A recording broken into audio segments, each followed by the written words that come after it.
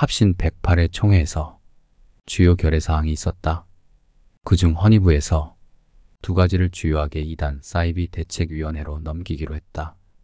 첫째는 경기 중노회장 김인석 목사가 헌의한 판교 더 크로스 처치 박호종 목사에 대한 이단성과 교류 및 참여 금지 조사 청원권을 이단 사이비 대책위원회로 넘기기로 했다.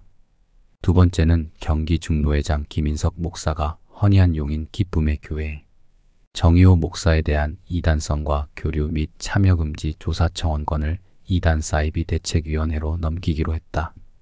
더 크로스 처치 박호종은 무슨 문제 있어서 이렇게 되었을까?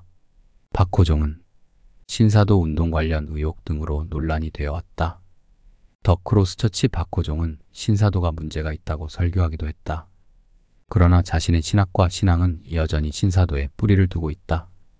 침례교는 이대위는 지난 2024년 9월 9일에서 11일에 강원도 정선의 하이월리조트에서 더 크로스 처치 담임 박호종 신학적 문제를 제시했다. 이대위는 두 차례의 서면, 한 차례의 면접 질의를 실시하였다고 했다. 그 결과 답변서와는 달리 실제 목회와 설교 또는 저작의 차이가 발견되었다라고 밝혔다. 박호종은 자신이 신사도가 문제가 있다고 설교를 하였다. 그런데 여전히 자신의 교단에서 이단성 논란으로 문제가 되었다. 결국 신학 지도를 받기로 했다. 이대위는 박호종에게 어떤 점을 문제시했을까? 1. 신사도 운동의 흔적과 증거가 많고 IRIHOP 국제기도의 집과의 교류를 끊지 못하고 있다고 했다. 즉, 교류를 끊고 신사도 운동을 하지 않을 것을 말했다. 2. 신사도 운동과 관련한 신학적 문제가 드러났다. 고로 이대위는 1년 동안 신학 지도를 받을 것을 제시했다. 3. 자숙의 의미로 신학 지도를 받는 1년 동안 외부 활동을 자제할 것을 요청했다. 박호종 역시 이대위에서 요구한 3가지 요청 사항을 받아들이기로 했다. 그런데 이 3가지를 그대로 받을지는 1년간 두고 보아야 한다.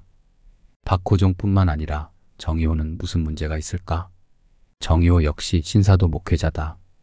정의호도 신학적 오류를 바로잡아야 합니다. 바른 신학을 정립한 가운데 설교와 목회를 병행해야 한다. 오늘날 신사도는 여러 이단 중 아주 무서운 계열이다. 우리는 신사도 운동의 문제점을 밝히 알고 있어야 한다. 교단 내, 교회 내에 침투한 잘못된 신사도 신학을 바로잡아야 한다. 나 자신이 다니는 곳이 신사도 교회는 아닌가?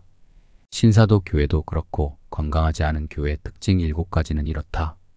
첫째, 헌금을 카드 대출해서 내라고 한다. 둘째, 과도하게 세상과 단절을 요구한다. 셋째, 인터넷, 유튜브를 아예 보지 못하게 한다. 넷째, 가족을 중요하게 여기지 않게 한다. 다섯째, 순종을 넘어 복종을 하게 한다. 여섯째, 가계 저주론을 말하며 가스라이팅한다. 일곱째, 직통계시로 마구 예언을 하고 신비체험을 강조한다.